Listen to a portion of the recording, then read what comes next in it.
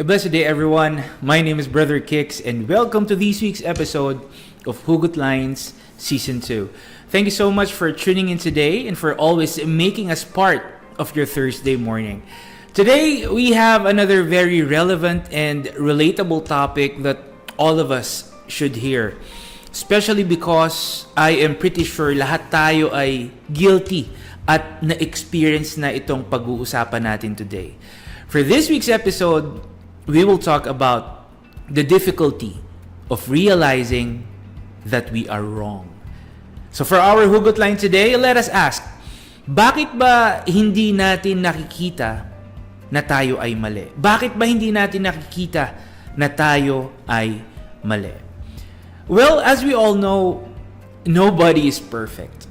Walang perpekto. And because of our flaws, because of our imperfections, we are also capable of making mistakes. In fact, as human beings, we are prone, we are vulnerable to making mistakes. Ibig sabihin, common at natural sa atin ang nakakagawa ng pagkakamali. Natural sa atin ang magkamali. And the truth is, kahit ayaw natin magkamali, minsan talagang hindi natin ito maiwasan. No matter how careful we are, no matter how cautious we are, nakakagawa pa rin tayo ng pagkakamali. However, regardless of our mistake, ano man yung ating pagkakamali, maliit man o malaki, sadyaman o hindi, friends, we need to acknowledge that we are wrong.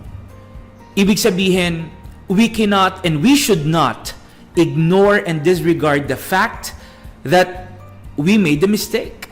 Hindi natin ito dapat binabaliwala. Remember, being prone to making mistakes does not permit us to keep on making mistakes. Kahit normal sa atin ang makagawa ng pagkakamali, it doesn't mean that it's just okay for us to keep on making mistakes. It doesn't mean that we are exempted from the effects and consequences of our mistakes. Again, sadyaman o hindi, maliit man o malaki, kahit sino pa tayo, ang mali ay mali. And we need to acknowledge that we are wrong. We need to accept, we need to admit that we are at fault. You know why? Dahil kung tayo ay nakagawa ng pagkakamali, dapat din natin itong itama. Dapat natin itong ituwid. We must rectify our wrongs and correct our mistakes. And the very first thing that we should do is to acknowledge that we made the mistake. Because correcting our mistakes will not be possible kung tayo mismo hindi natin tanggap. Kung tayo mismo hindi tayo naniniwala na nakagawa tayo ng isang pagkakamali na dapat nating itama. We will never be able to correct any of our mistakes kung ang pinaniniwalaan natin ay wala naman tayong nagagawang pagkakamali. And you know what's even worse? Ang nakikita natin na laging mali ay ibang tao at hindi tayo. For us, laging ang may kasalanan ay yung mga tao sa paligid natin. So instead of evaluating ourselves kung ano nga ba yung nagawa nating pagkakamali, kaysa alamin natin kung saan ba tayo nagkamali, we even tend to point fingers and put the blame on other people. So instead of acknowledging that we are at fault to correct our mistakes, anong ginagawa natin? We would rather believe na tayo yung ginagawa ng mali ng ibang mga tao. Which is actually very sad. It's very unfortunate. Because every time na ganito yung ginagawa natin, friends, we are also hurting the people around us. We are actually damaging everything that we have with those people. Yung connection natin sa kanila, yung relationships natin sa kanila. We are damaging all that. And the truth is, each time na ganito yung ginagawa natin, we're not just hurting the people around us. We are actually pushing them away. Because we refuse to acknowledge that we are wrong, nasasaktan din natin yung mga tao sa paligid natin. And worst, tinataboy natin sila papalayo sa atin. So, let us ask, bakit nga ba hindi natin nakikita na tayo ay mali? Why are we quick to judge other people?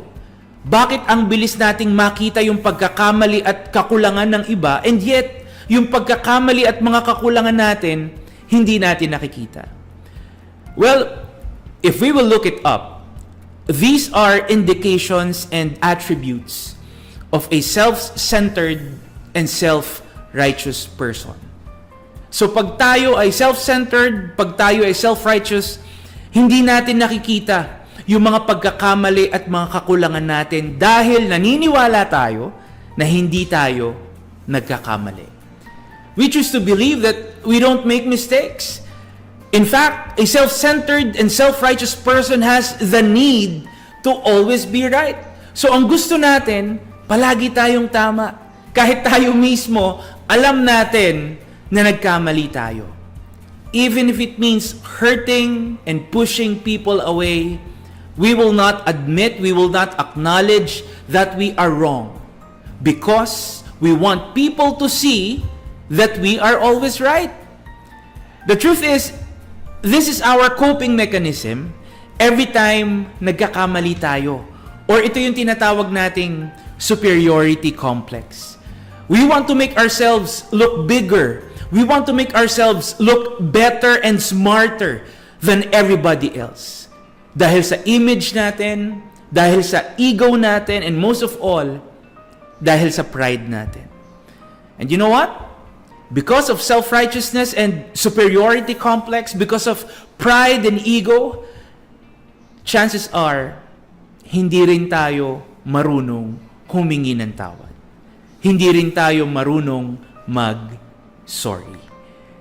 Friends, I'm sure no one wants to make mistakes. Ayaw nating nagkakamali tayo. But then again, as human beings, we are prone to make mistakes. It is part of who we are.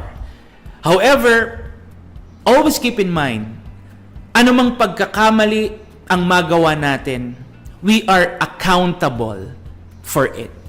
Sadya man o hindi, maliit man o malaki, may nakakakita man o wala, we are accountable for all our mistakes. And the best way for us to show accountability is by admitting and acknowledging na tayo ay nagkamali.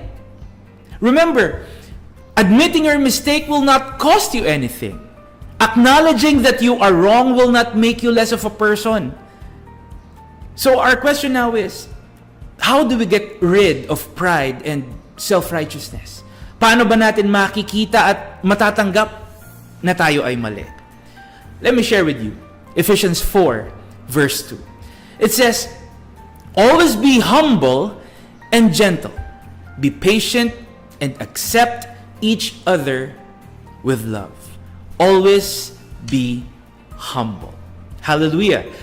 The truth is, admitting and acknowledging that we are wrong takes a lot of humility and courage.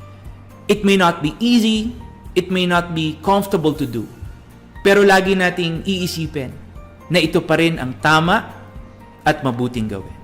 So instead of self-centered and being self-centered and being self-righteous, instead of pride and ego, let us always choose to better ourselves. Let us always choose humility and humbleness. Remember, walang mawawala sa atin kung tayo ay magpapakumbaba. Lalo na para maitama natin yung ating pagkakamali. It is never a sign of weakness, but of good and strong character. That's why, kung magkamali man tayo, ang mahalaga is our genuine intention of acknowledging that we are wrong. Ang mahalaga is our willingness to rectify our mistakes and our eagerness to be better. Hallelujah! Again, thank you so much for tuning in today. And if you have any topic or hugot line that you want to share with us, feel free to comment here or message us so we can discuss and talk about it in our future episodes. Once again, my name is Brother Kicks. Thank you all for watching Hugot Lines, and may Yahweh bless us all. Hallelujah!